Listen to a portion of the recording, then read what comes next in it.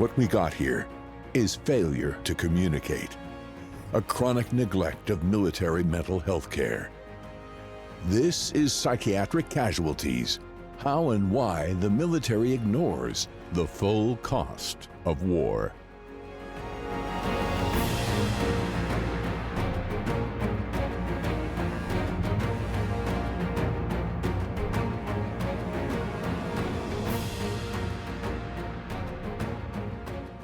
Welcome, everybody. I'm Mark Russell. I'm Charles Figley. And we're glad that you joined us. This is, I believe, episode 6. And then we're still diving into this chapter 2 of our book, Psychiatric Casualties, where we're really trying to get a handle on the scope of these mental health crises and what all kind of goes into a crisis in military mental health care.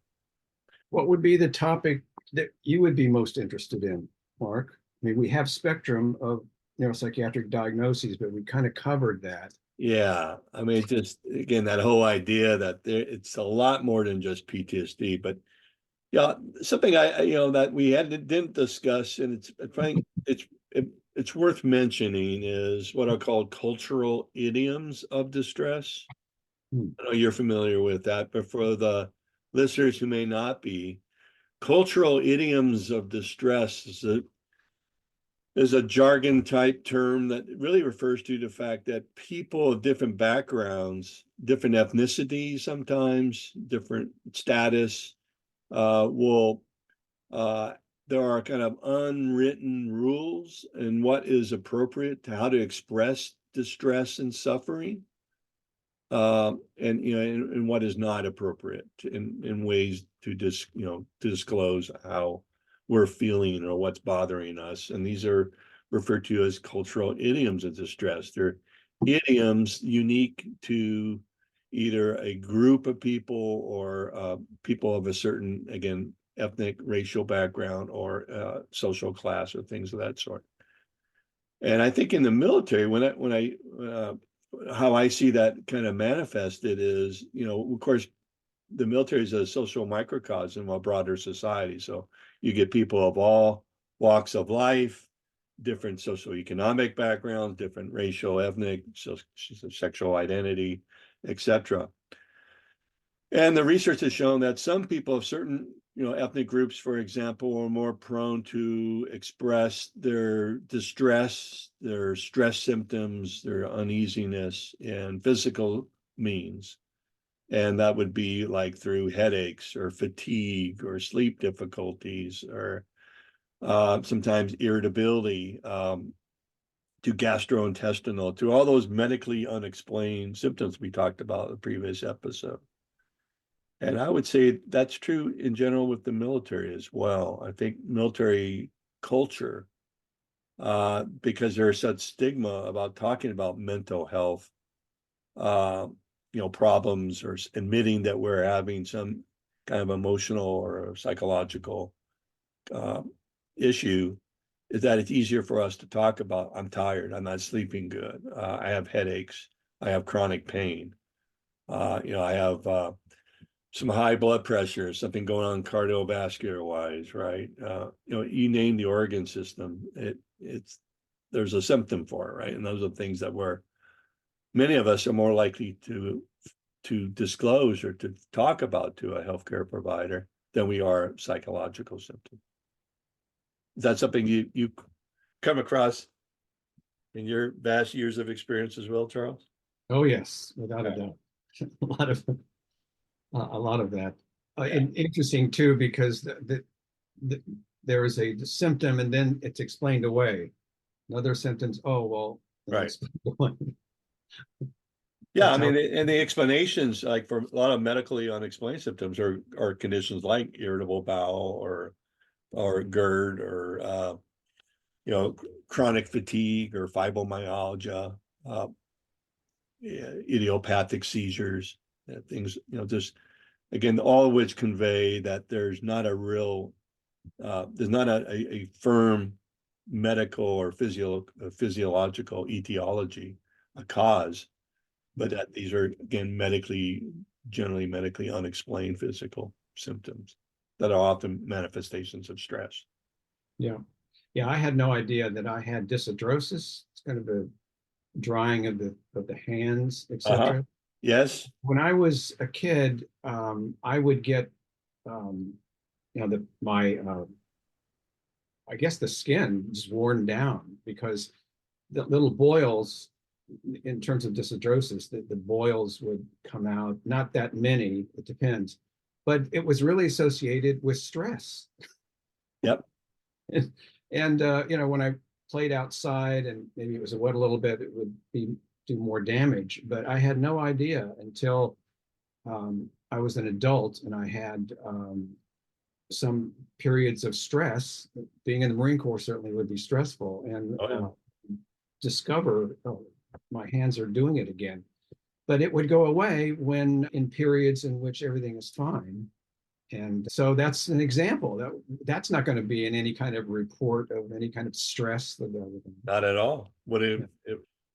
And it's so highly prevalent, these physical unexplained kind of medical symptoms, somatic symptoms. And everyone's heard the term psychosomatic, and in today's vernacular we kind of look at psychosomatic as conveying something that's illegitimate, like it's a pseudo suffering, it's maybe faking, it's exaggerating, right? They're made up, they're fictional illnesses that people have made up because of their psyche or their psychological symptoms. But the origin of the term actually goes back like 1847, and it's to blur the two. It comes out of Greek, psychosomatic, and it combines the word psyche with somatikos to really, it was meant and intended, its origin was the mind and body as being inseparable and interchangeable. So psychosomatic was meant to be not a pejorative of weakness, but was to state a medical scientific fact that the mind and body are one, and what affects one part of the body, mind, is going to affect the other, right? So there's more of a holistic view. And as we talked about in previous episodes, that was the dominant medical legal paradigm of traumatic stress, was that it was psychosomatic, it was genuine suffering. And what was referred to then as traumatic neurosis, for example, shell shock earlier on in the First World War. But in 1916, as we talked about, during the First World War, due to the epidemic of people who were leaving the battlefield due to these psychological manifestations of stress, led to the outlawing of this holistic view, and psychosomatic started becoming more pejorative of it's a made up, it's a fictional illness, similar to what we referred to back then as hysteria. There have been a number of concepts similar to that, hysteria being an example.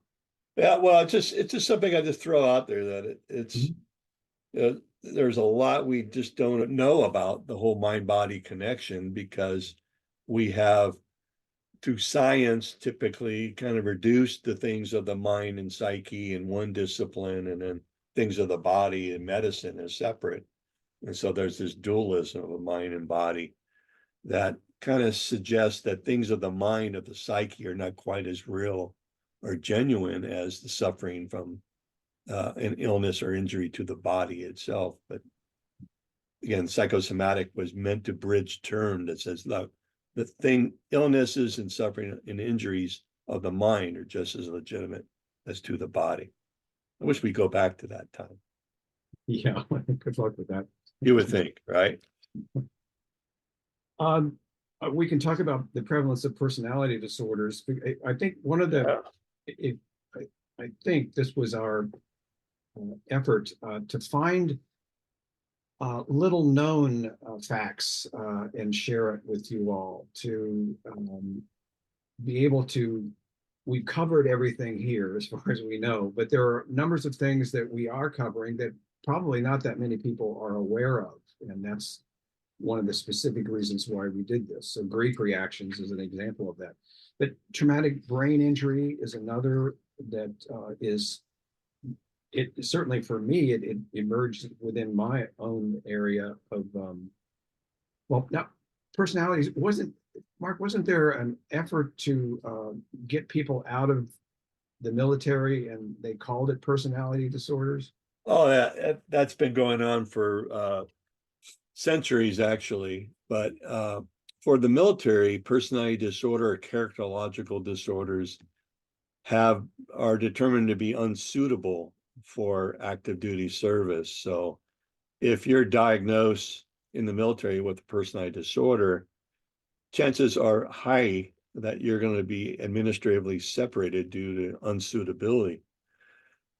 And we refer to that as the backdoor discharge. And we're not the only ones. The Government Accountability Office has been steep in that as well, and holding the DoD accountable for mislabeling combat veterans as personality disorder and separating them with sometimes with either general or other than honorable discharges, which at that time made them ineligible for VA healthcare.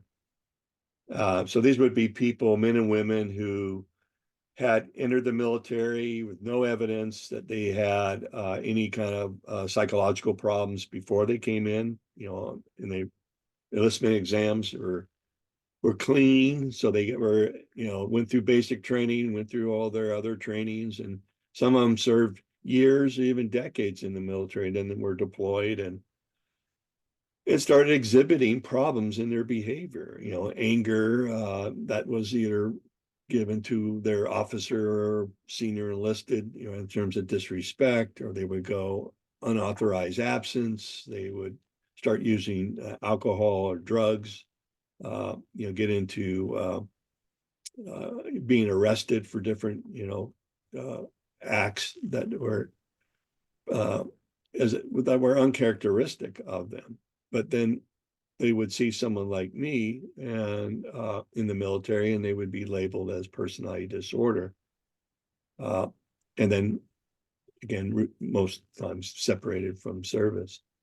And I still see that. Again, I do the VA disability exams.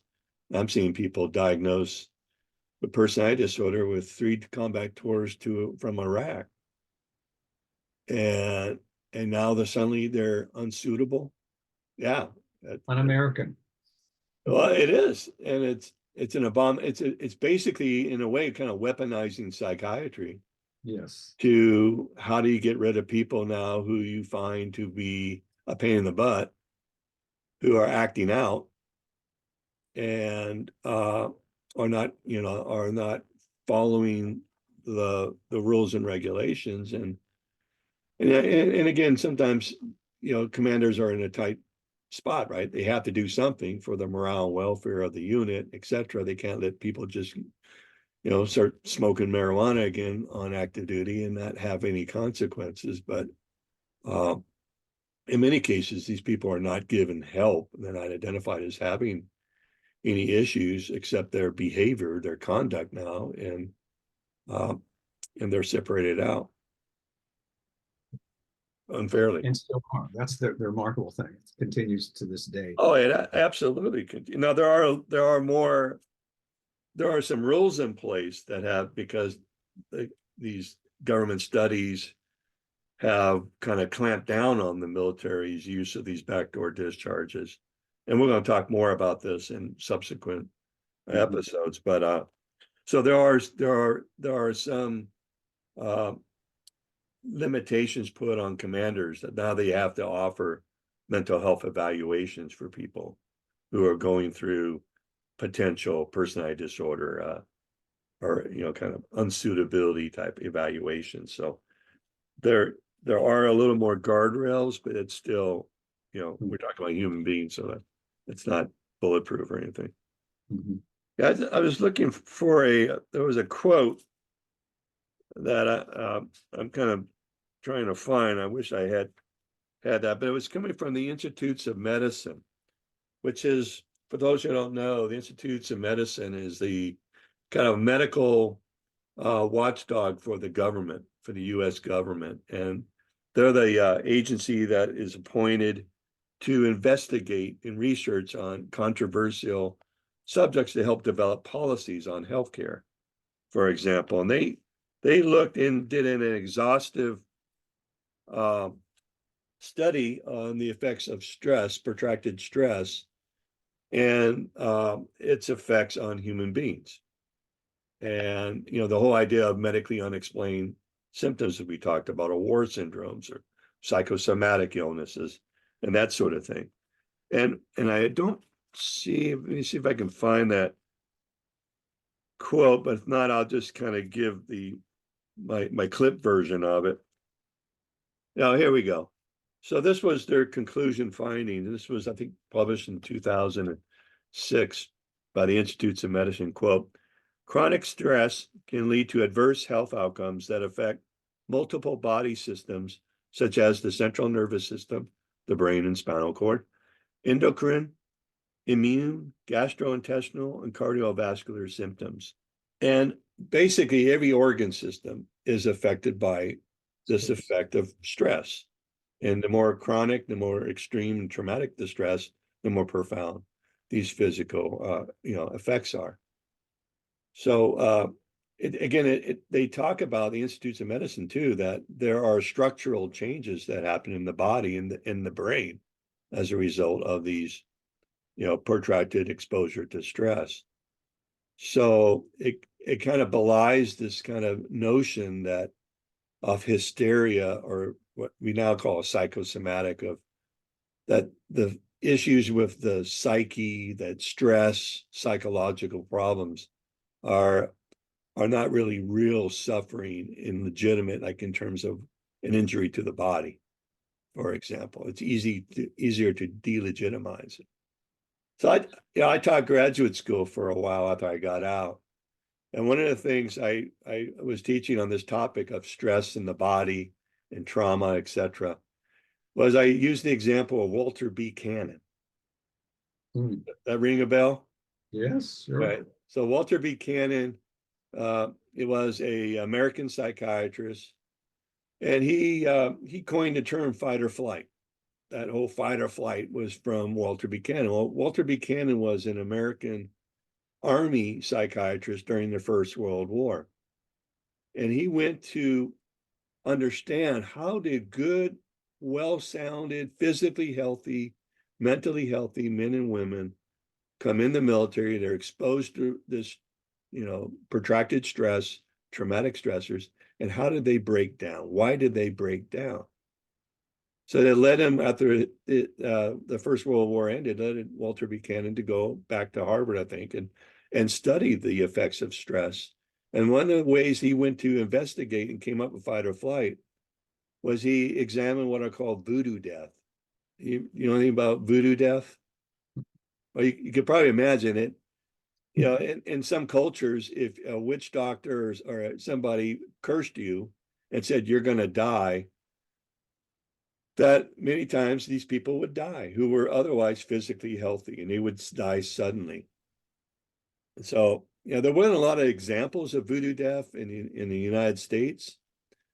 So Walter B. Cannon then looked at sudden death experiences in America.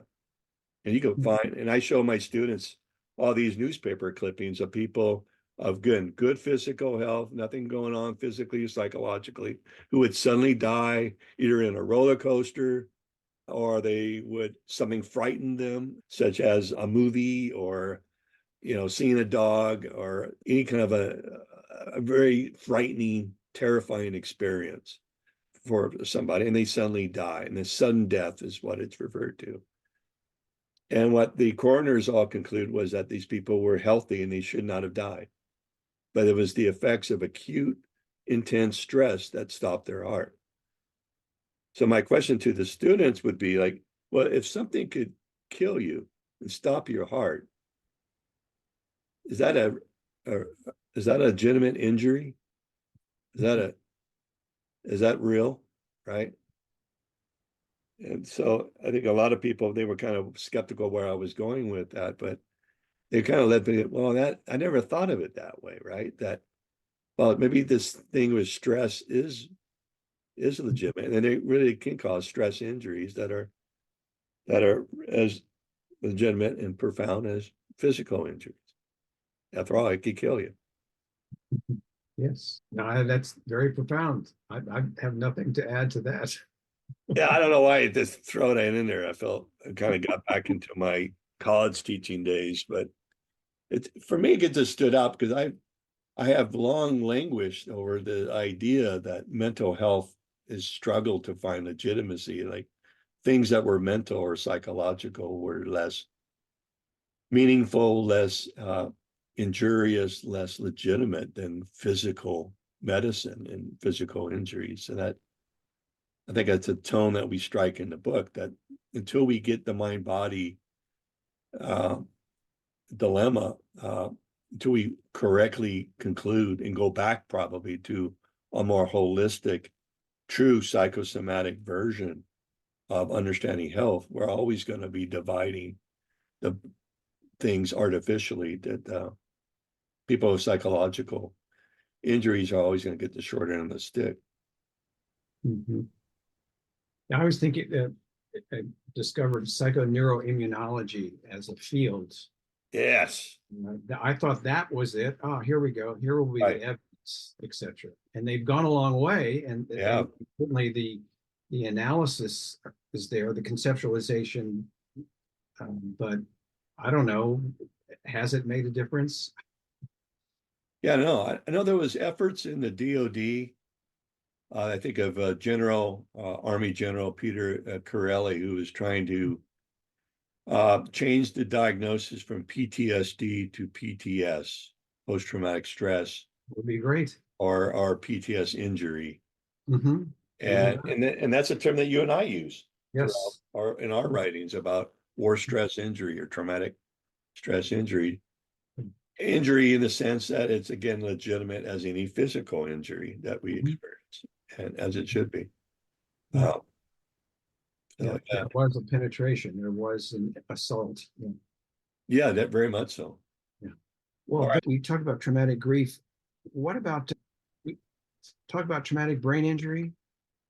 Yeah, we talked a Is. little bit about that. That's it would really unnerve me when I was kind of going, as a Navy psychologist on active duty during the whole mental health crisis here, was the DOD and their experts kept coming back to Congress and publishing that, that they call signature injuries of this war in Iraq and Afghanistan were traumatic brain injury, and signature in the sense that these were unpredictable.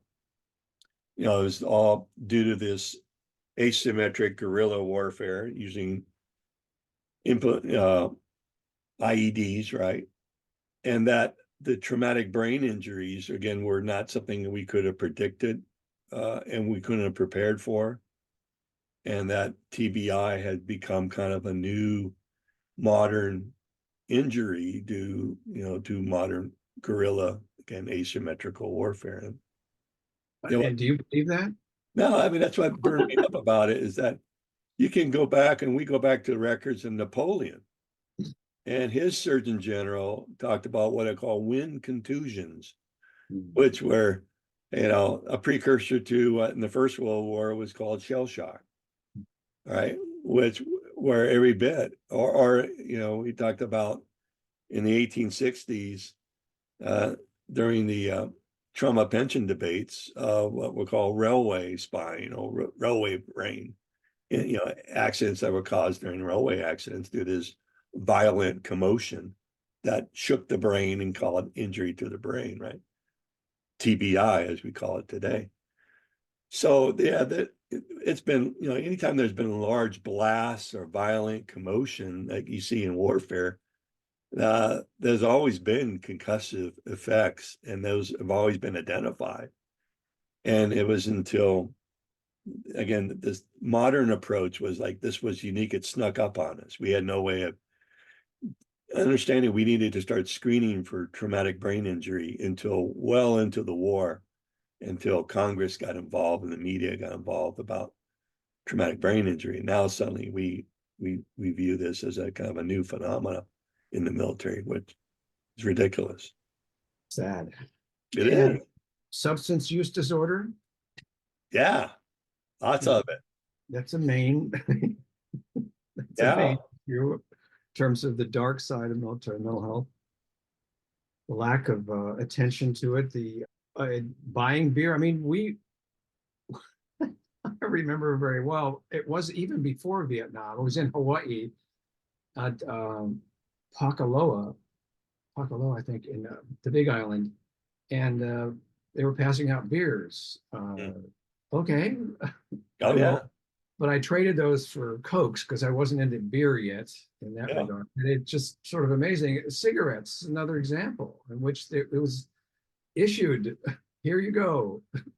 Here's your rations and here's your cigarettes. I mean, it's Oh, that was the norm, wasn't it? It was, nuts, nuts. I mean, I came in 79, in the Marine Corps, and I remember very vividly out of basic training when I got to my first duty station and going to the barracks, and I could smell pot everywhere. And there's beer cans everywhere. And thinking, again, this is post-Vietnam effects. And at that time, there was no drug testing policy, right? That came later I think later in the early 80s due to aircraft accidents and other incidents where people were under the influence, right? But yeah, and today, again, substance use is widely prevalent. Obviously, not as much the drug use, but still even that, and including prescription drugs.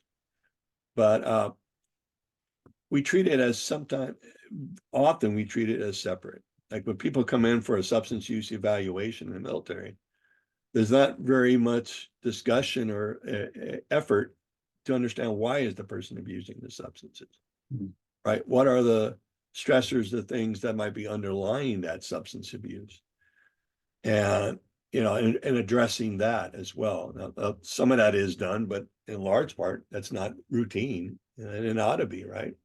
Well, we talked about this already in numbers of sessions, but there's an understaffing, acute understaffing, and Oh, so therefore there's a lot yeah. of moving around of parts in order to make do and the semblance of a full Yeah, I mean, team.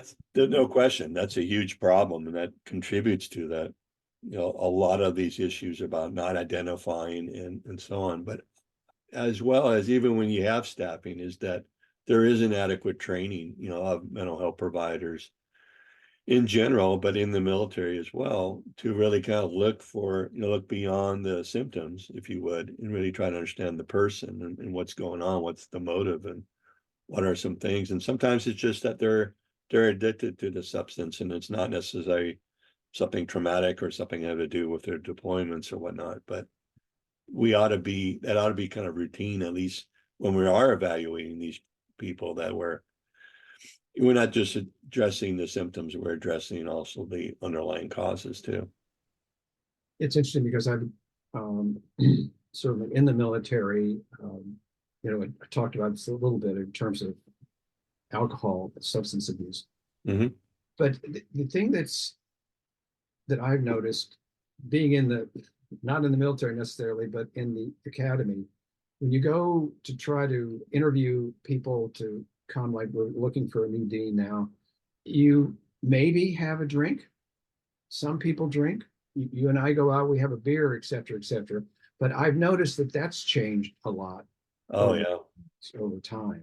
I think that's a good thing, frankly. And I'll bet you that even if they don't drink at the table, they'll go home and drink, probably, maybe. Yeah. I know I drink much, much less. I mean, a half Oh, a beer at most. yeah. Wine, split up half a bottle with my wife, for example.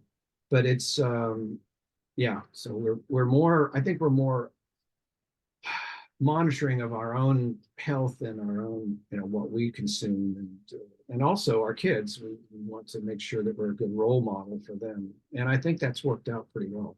So, Yeah, you definitely see a trend where in the military, especially, there used to be NCO clubs or officer clubs on every post, which were watering holes, essentially, right? And those have largely gone away. And they do have places where you can buy alcohol, obviously, but it's more of a zero defect mentality in the military now. So if you have one alcohol, issue, an alcohol-related incident, that could terminate your career in some respects. Now, when I was in the Marine Corps, I had 2 DUIs, almost back to back, and nothing happened to me at all. It was, I remember I was out in Iwakuni, Japan, my first duty station with the Marines, and our commanding officer, a full-blood colonel, he'd marched us in formation in civilian uniform out in town, out of the gate of the base onto the Japanese town where there's, a bar town that was outside the gate. And he marched us, and then, we weren't allowed to go back to the base until the skipper went back to the base, which he was a raging alcoholic. And so that was, I learned pretty well from him. But for those who did not want to go out drinking with the boys, or, in that case, they were punished. They were given guard duty. They got to watch the flight line. They got to do all the things that, none of us want to do, like stand and watch guard for the barracks or something. So, you learn very quickly. You adapt to that. And now that kind of behavior would not be tolerated in today's military, and rightly so. But the military has always had a long association, like you said, with tobacco and alcohol, and I think you go back to the American Revolution, the Civil War. I mean, rations of alcohol we use routinely to placate the troops, right? To let them kind of divest or themselves from the trauma of battle. Didn't work very well, but Well, it didn't end when they left the military either, right? Those problems. well, that's what I was thinking. Here in Tallahassee, the main watering hole is the American Legion, and then the VFW is down the street, and that's so you go from the military, you go. That's right. And of course, the beer and the wine is less expensive. So. Oh, absolutely. And again, I think that's still true. And like they have like on base, it's cheaper to buy alcohol, and so a lot of us will go to base to buy our groceries, including our alcohol, and that's all fine. But in recently, again, we treat it like a recent phenomenon with opioids, pain prescription, right? Like that was unique to this generation, but that problem really hit home during the American Civil War. A lot of people became addicted to opium and morphine, painkillers, and alcohol through the American Civil War, and they left and the war ended, and people continued their addictive behaviors. And back then they didn't know as much about it, right, as we do now. But this whole thing with opioid epidemic and the overprescription of opioid painkillers to treat PTSD, as was policy in the VA, apparently. Again, ignoring those lessons. What do you do when you give veterans rampant access to opioids to kill their pain, whether physical or psychological? Is that it doesn't end well. Doesn't end well. Doesn't end well. We still haven't spoken about suicide yet. No, yeah, well, we haven't, and that's one of those other categories of kind of more of a social behavioral effects of unmet need and military mental health needs is, of course, suicide. That does get a fair amount of public attention, as you know. Yeah, the thing that is odd about suicide in particular is that I think you actually mentioned when you were saying, well, it's not a diagnosis, but it's it's an activity, and it's a symptom, or it's a behavior, or it's a manifestation, if you would, of for different reasons why people might choose suicide. The only experience I've had with suicide affecting a friend of mine or friends, etc., was I'll not say his name, but he was a corpsman and started a very important organization for veterans in San Francisco. But he and I and Shad Meshed, another buddy, were at the White House, and there was a picture of the three of us, and so that was really great. And then Shad told me a couple years later that he took his life, but I was not surprised at all about that because he was suffering a lot, and there were not. He refused to get treatment, as far as I could tell, at least as far as I knew. Yeah. And, so that was really a major, major loss. Well, I'm sorry, for the loss of your friend. I sense with regard to the military is the frustration of the failure of getting it and stopping it and changing the dynamic. Any new something else, some program that hasn't been invented yet, needs to happen. I mean, it's just right there. Yeah, I don't know. I don't know if there is a new program. I mean, the military, through Congress has invested a lot of money and thrown a lot of money at this problem of suicide in the military and the VA, right? Yeah. Some really good things like the crisis lines are available, and they have military life consultants that are contractors that don't write in records so that people have access in the military to talk to a mental health provider and won't have to worry about it going on their record, that type of stuff. So, and there's been a lot of research and a lot of money thrown at the problems of military suicide, veteran suicide. And one of the things, again, I just get so pissed off when I read researchers and Army experts and others who look at the problem with military suicides, and they conclude that, well, the suicide rates during wartime are not any different than not peacetime. And, they're equivalent to the civilian population, with exceptions of just a couple of periods where the military rate of suicide seems to be above that of the civilian rate. And it just, and I'm talking about Harvard researchers and all these other, people from ivory towers, and the military, of course, buys it hook, line, and sinker, that there's no real association.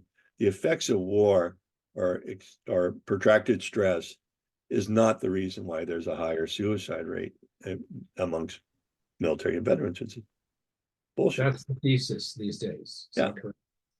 But, we look at this in our book, and we talk about, and what I did is I went through newspaper records, like New York Times, for example, and I found after every war there is clusters of suicides during and after the wars. And I remember this is after the First World War, in New York Times, there was one headline that said 400 soldiers commit suicide in New York alone that year. And another headline, I think in 1921 in New York Times, was that 2 suicides a day were being committed by veterans from the First World War. Now that pales in comparison to 22 or 20 a day we see now, right? That's reported, but that's nationwide. This is just one state. That back in that time too, when there wasn't a lot of reporting of mental health and suicide in general. But every war, there's been a problem with suicides, and it is directly related to experiences, not only of being exposed to war stress itself, but just the whole op tempo in the military, even those in support roles who are kind of behind the scenes. There's just a lot going on. There's a lot of pressure and stress on everybody. And unfortunately, the policies of the military are, like the issues around stigma in particular, are what drives these suicide rates high, is that's unmet need, and that people are desperate and they do desperate things. As I think about it, those of us who were his friend, we were hit pretty hard by that. And I don't know, I think that I've worked it through as far as I could tell, although now I'm not so sure in terms of the emotionality that, it's there, not coming out yet, but it's there. I during the movement to support Vietnam veterans, especially combat veterans, etc. There was an esprit de corps. We were all in it together. We were, trying to push for better services and better understanding. The outreach programs, etc., worked out eventually. But when it hits home, like there was a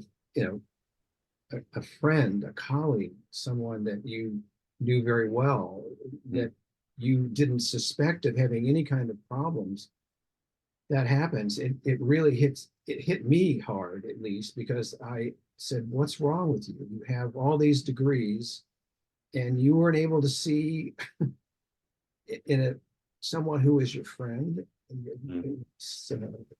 that close to suicide. And it was, I think that's what bothered me the most, is that I had no idea. And even his closer friends, because they lived in San Francisco, were sure about that. I want to talk about something else, because I didn't think I would do this. There was a colleague and friend who died in 2013, I think, was somewhere in that period of time. He and I worked together on a lot of things, including, papers, etc., presentations in particular. But he had a young family. It's probably a lot like what your experience is, Mark. Young family, beautiful, wonderful wife, great sense of humor that he had. And, it was just an attack, or it was a carrier for troop carrier, but only like 6 or 8. But he was an officer and social worker, and it hit me hard. And a colleague of mine, Jeff, called me and said, about Dave's death.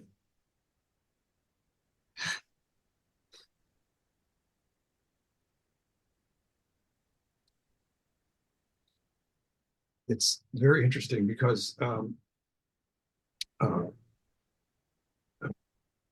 much of what Dave and I did in terms of our study was sort of figured out in New Orleans. And my sense was that I wouldn't be able to function. I mean, I didn't say that to myself. I just sensed that it would just screw things up so completely. And then knowing how he died in terms of not having any chance whatsoever, it brought the war home to me clearly. And we were I think we were in the second of a 5 or 3 year grant. And I had to sort of carry on myself. Much of it was data analysis, so it wasn't fine. But we were out in the field. We were, collecting data from troops. I was interviewing. He was in the back because he was still in the military. He didn't want to freak people out. But it was just something that I thought I survived. People dying around me. Mm-hmm. And then when he died, that was pretty bad. And I think in many ways, it changed me fundamentally. I hadn't really thought about that until this moment, but much more seriously, because he and I would kid around a lot, et cetera, et cetera. And I think I think that was about the time. Yeah. Did I talk about this when we were working together on all this stuff? I don't remember. You didn't. I think you mentioned something. I know you lost a friend. I think you mentioned something about it, but I didn't know more about it. Okay. Yeah. All right. A lot of this is news to me. Yeah, I think that much of our work together was a carrying on of what I see. And it was actually much better because the grant was focusing on studying combat medics, and he and I both really enjoyed it. It was going to be interesting and fun because there was nothing on them. It's really weird why that's the case. And we've also, among other things, found that men and women are very similar in contrast to all other studies. So the male, well, anyway, men and women see things similarly because they're medics. So, but anyway, his death was just, it's part of what you have to deal with, I guess, in this kind of work, because we were, I'd say fairly close, I would say. Has that happened to you when someone took their life? Or Oh, I was, as you were saying that, I was thinking of a friend who was an Army psychologist who had a beautiful young family and tragically committed suicide and left a note, and it was very sad and profound about how much we all missed in terms of what was going on with them. And I look back and I kind of look at it as, and maybe we'll get to it today or we get to another episode about just compassion fatigue or distress, right? Is that I could see myself I didn't want to know. I had my own, I was way over my head, and I didn't, I think I recognized the signs were there that he was in real trouble, but I didn't want to open up that can of worms. I just didn't know how to deal with it. I don't know if I could handle it. I didn't know if he could, if I was to probe it, and what's going on. And I look back and I just got tremendous guilt for, not having the courage, I guess, to speak to him about it when he was struggling and when there was some evidence that he was not himself. But, other things that come to my mind is, as a military psychologist, I sent many people, hundreds of people, thousands probably, back to the front lines who should not have gone back. And this kind of goes back to, we talked about the mental health dilemma, the mission of military medicine is to preserve the fighting force. So as psychologists, military psychologists, mental health providers, we're trained, indoctrinated that our primary client is the military. And our secondary client is the military person or their family members, right? But the mission is our primary goal. And the whole thing about combat psychiatry, frontline psychiatry, which we'll talk about in a future episode, is that you return back, again, by policy, about 97% of people who break down are having some emotional difficulties, you send them back, after a short rest and do some interventions or stuff like that. But so I have so many, I feel I have blood on my hands from how many people have I sent back. And then talking to family members who pleaded to me not to let their service member go back. But then them, finding out they were killed, and then, I'm having to now talk to the family members about why we didn't do more to protect their loved one, and et cetera. So it's a lot of what we would call a moral injury, is that kind of acting or not acting in ways that go against our deepest values. In this case, my values conflicted with the values of the military and my obligation as a naval officer or military psychologist, and that as a human being. And so as you're talking, I'm just resonating with all kinds of things swirling into my pitiful head. And we're going to talk about compassion stress later on, maybe, or something, but it all feeds into that. Yeah, I think that's one of the reasons why I have focused my energy and attention on caregivers. I mean, the last book was on pandemic providers. Yeah. And you wrote the first book on compassion fatigue. Yeah. And it's interesting. A lot of people are not aware of this. I just want to call it secondary traumatic stress, and that's what it is. Yeah. But the publisher says, compassion fatigue seems far more interesting and far more compelling and all that. So I went with that. Oh, is that right? Yeah. It was to the publisher already. Yeah. traumatic stress. Well, this whole thing with fatigue, right? I think her name was Carla Johnson in 1992. She coined the term compassion fatigue, and she was an emergency room nurse. No, she wasn't. Let me tell you about that. Oh, correct me. She's a reporter. Is that right? How did Yes. they get in the literature as a nurse? Well, it was a mistake. I mean, maybe I did that, but Oh, yeah, she definitely is not.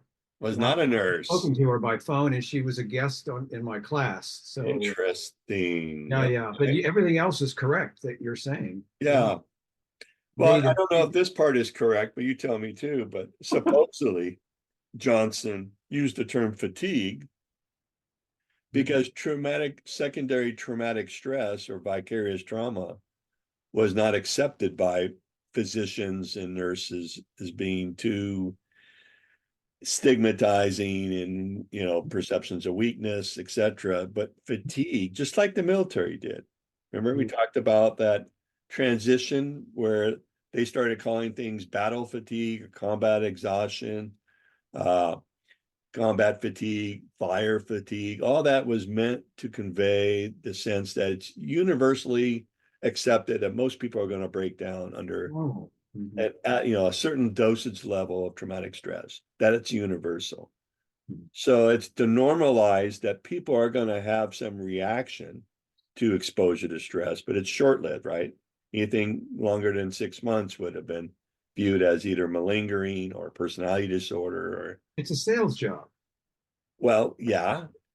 I mean, how can we package this in a way that will be more appealing, or at least won't turn people off initially? Right.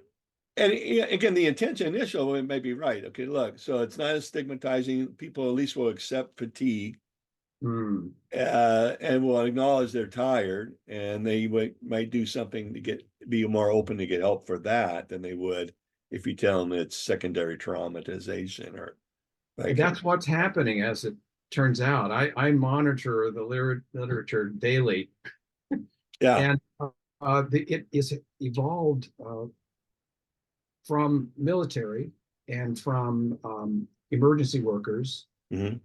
to nurses who work everywhere in the world in all specialties. It's Mhm. really remarkable, and that then it's now made it into schools and studying how teachers have become, fatigued or whatever we call it, Right.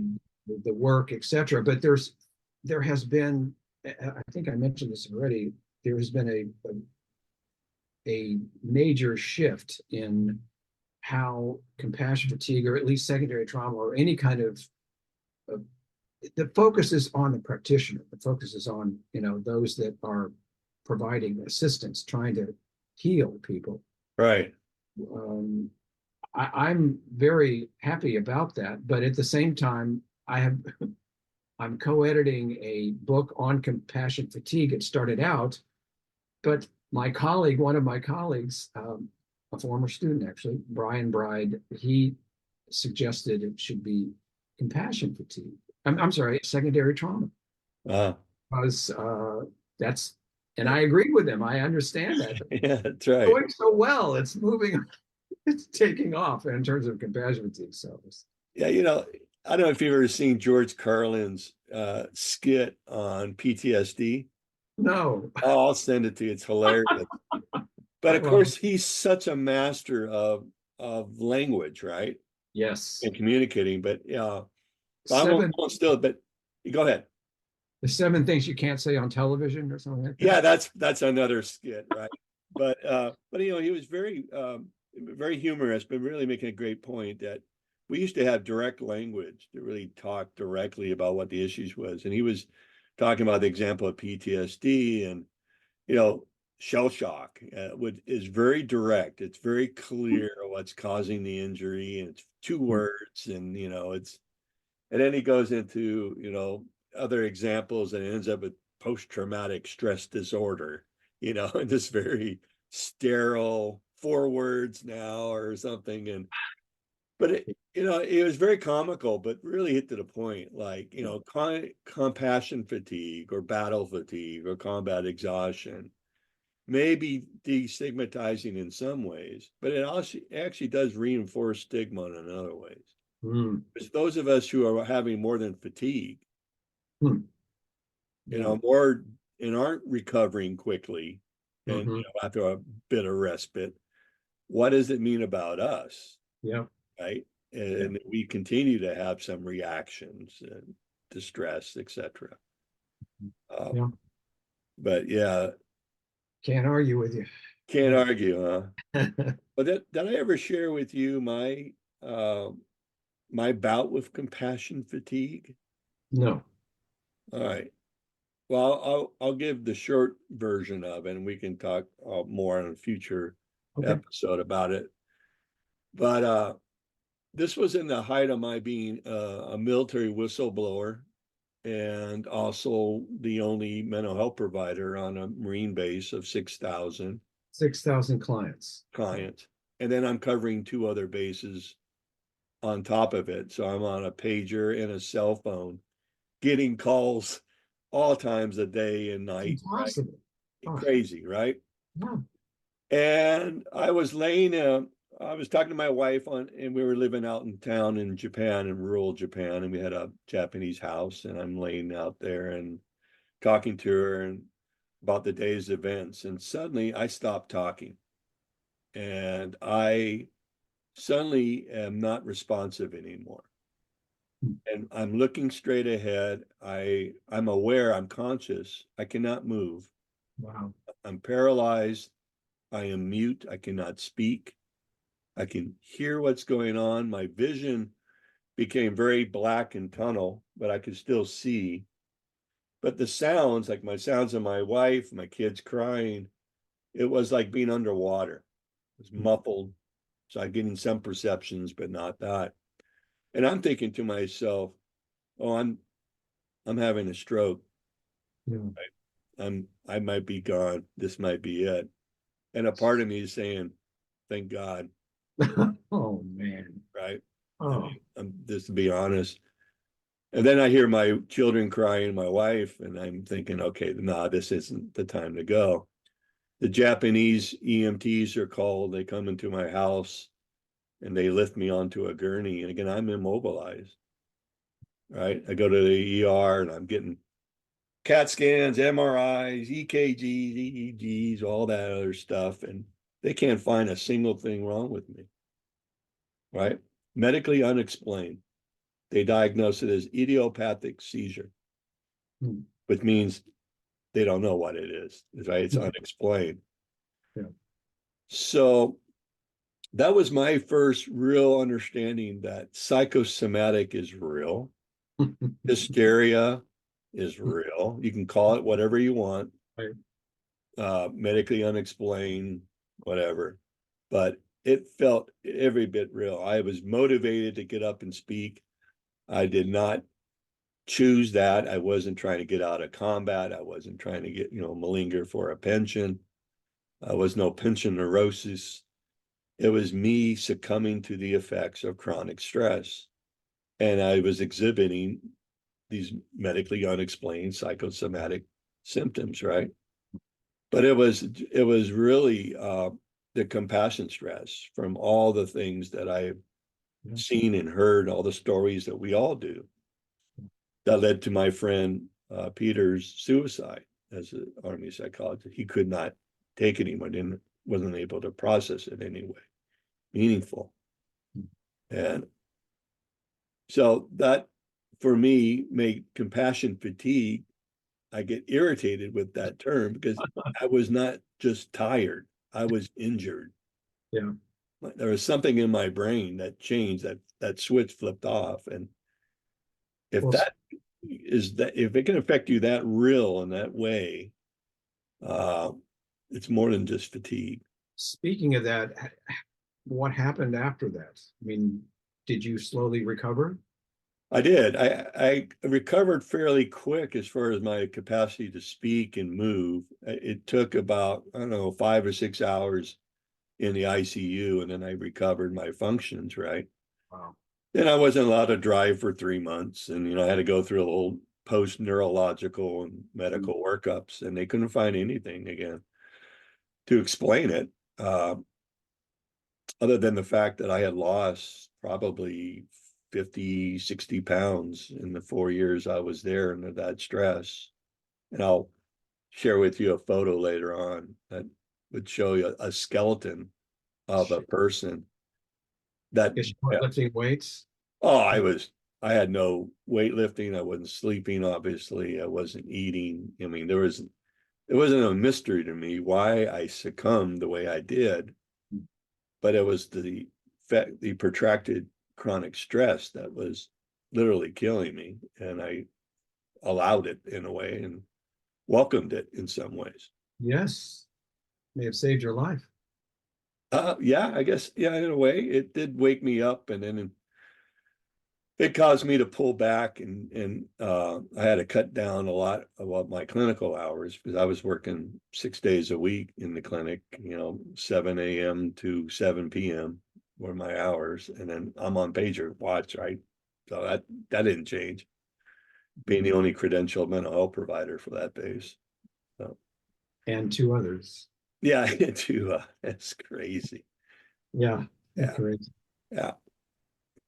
But that's why, again, I think compassion stress, you look at caretakers, and there's millions of them, of wounded warriors who now become professional caretakers and had to be, for their wounded son, daughters, husband, wives, fathers. If our podcast does nothing but educate people about this in particular, Yeah. great service, I think.